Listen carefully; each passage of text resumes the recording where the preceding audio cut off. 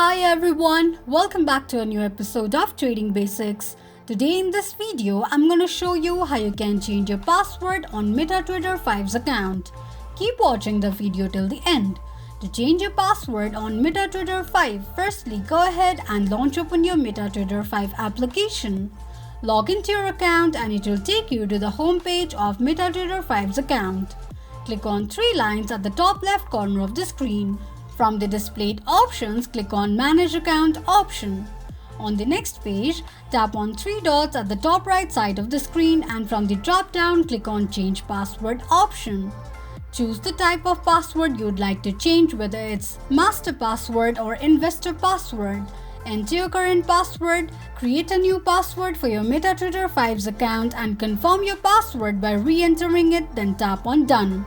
This is how you can change your password on MetaTrader 5's account quickly and easily just in few steps. If you have any thoughts or queries, let us know in the comments section. Don't forget to subscribe to our channel. Also press the notification bell icon so that YouTube will notify you whenever we post a new video. I hope this video was helpful to you. Thank you so much for watching.